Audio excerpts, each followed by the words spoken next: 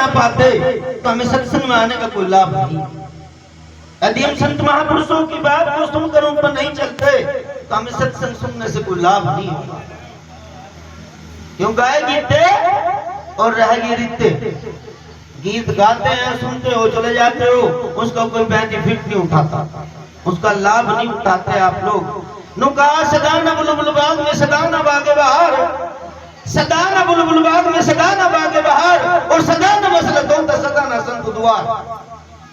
संत हमेशा किसी के दर पर नहीं जाते, उसका कोई धन्य भाग होता है, उसका कोई प्रबला भाग होता है जो संत उनके दर पर जाते हैं। लेकिन हम सत्संग में आके सोचते हैं कि सबसे मंदे महात्मा तय ये नहीं करते, जागरण वाले दोनों को 10,000 लेंगे पार्टी के, पूरी रात बैठे रहेंगे, टकटकी लगाओ, कोई देगा तो भला, ना देगा तो भला, लेकिन इन्हें इतना तो दे दिया करो जो ये बात कहे उस पर चल तो दिया करो। अगर कुछ नहीं दे सकते तो जितनी ये बात बताते हैं, मैं बता रहा हूं अभी ऋषिदास जी के बारे में, बड़े बड़े सत्संग किए उन्होंने, और शायद हम लोग भी उन लोगों के विचार सुन करके आज इस लाइन में हैं। मिलोक जी हैं यहाँ काफी लोग ऐसे हैं जो वास्तव में अच्छी बात बताते हैं और आदमी का रुख मोड़ देते हैं, क्योंकि जो अपने गुरु के प्रति सही बात बताएगा लोग उसी से जुड़ेंगे, और जो गलत बात बताएगा लोग उससे नहीं जुड़ेंगे। तो प्रेमियों, सत्संग इस जीवन का, सत्संग इस जीवन में बड़ा अनिवार्य है, क्योंकि अगर आप लोग मानव चोला पाया और मानव चोले में गुरु नहीं किया तो आप मानव चोले के अधिकारी नहीं हो। कहा तने मनुष्य धरा लिया नाम पशु के काम करे दिन राती, तने मनुष्य धरा लिया नाम पशु के काम करे दिन राती, और बिन पूंछड़ के ढोर शर्म ना आती। इतना अंतर रहा कि उसके पूंछ है, जिसे हम जानवर कहते हैं, ढोर कहते हैं, उसके पूंछ है, तेरे पूंछ नहीं है, इतना ही अंतर है भाई, वरना तू भी उसी के समान है। अगर तेरे पास गुरु नाम नहीं है, संतों की शरण अगर तेरे पास नहीं है, संतों का नाम तेरे पास नहीं है, तो तू मानव नहीं हो सकता कभी भी। ऐसा संतों का प्रमाण है,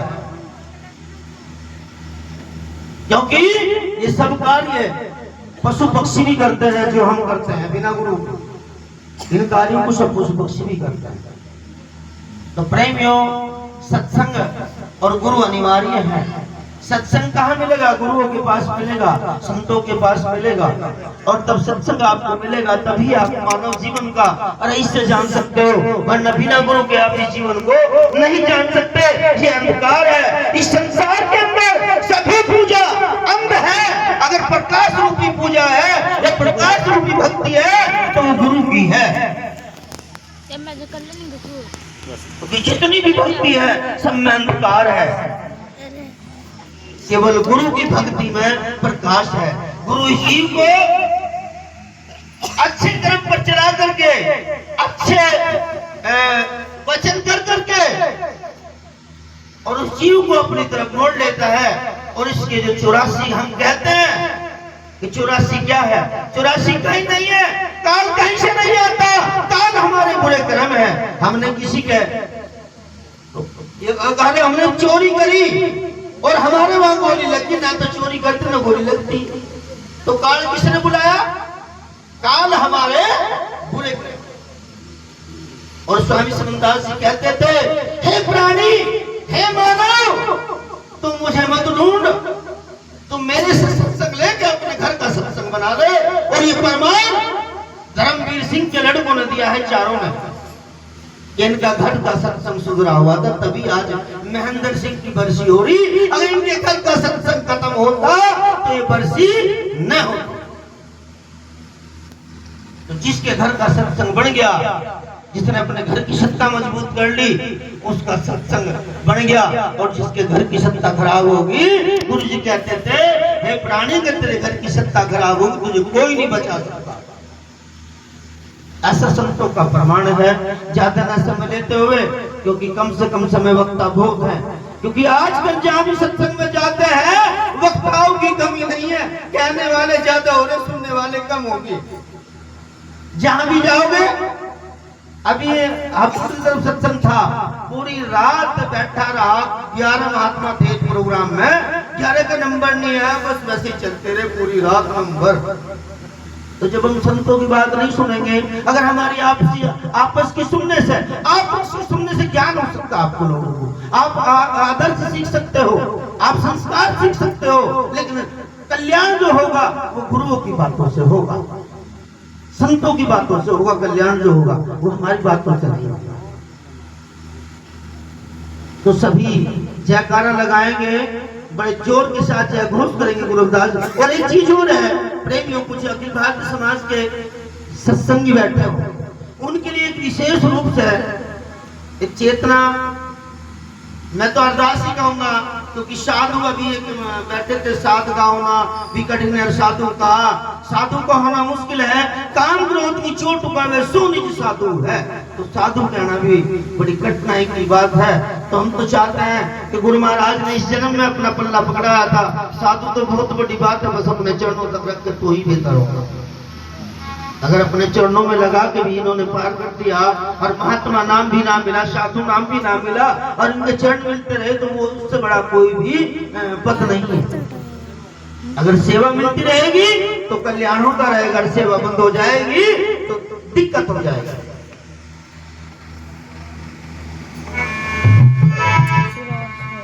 बोले परम संत गुरुदास जी महाराज की,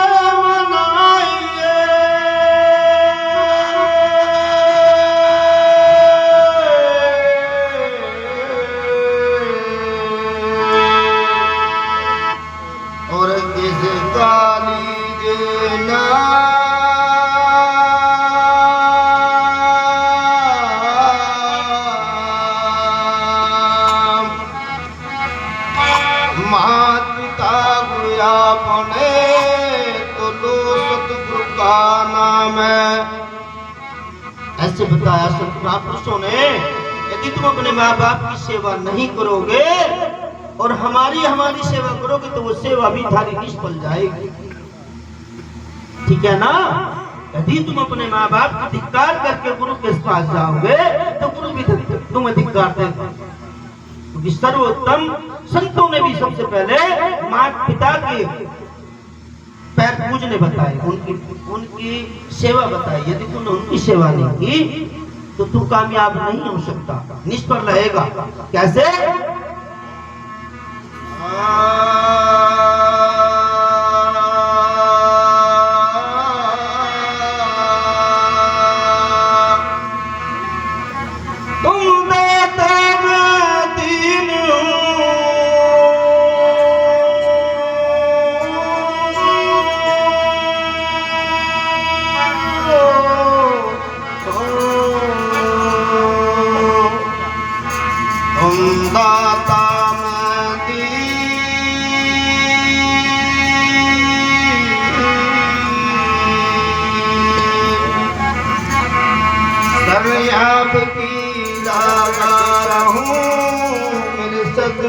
स्वामी शमन दास प्रेमियों, गुरु महाराज कहते हैं, इस युग को बार बार कहते हैं, हे मानव, तू सभी झगड़े छोड़ करके अगर तू एक दिन में 1 घंटा शांत रह ले तो तेरा कर्म बन जाता है। अगर तू बिल्कुल शांत रह ले और तेरे कुछ भी बस का नहीं है तो तेरा कर्म बन जाएगा। लेकिन तू सत्संग लेके एक प्रमाण देता है कि निंदा नहीं छोड़ता, चुगली नहीं छोड़ता, और सत्संग लेके अगर कुछ छोड़ना है और कुछ देना है तो वो 2 चीजें हैं जिन्हें गुरु सुमनदास जी बताते हैं। अगर सत्संग लेकर छोड़ने की चीज है तो वो किसी की बुराई, किसी की निंदा, और अगर सत्संग लेके कोई चीज देने की है, सत्संग में चाहे 1 घंटा बैठो लेकिन शांति का दाम दो, पैसे का दाम तो चोर भी कर देता है, पैसे का दान तो चोर भी कर देता है। सत्संग में बैठो चाहे 1 घंटा बैठो, शांति का दान दे करके बैठो, क्योंकि आपको पल्ले पड़ेगा। तो कैसे बताया आपने भी हो,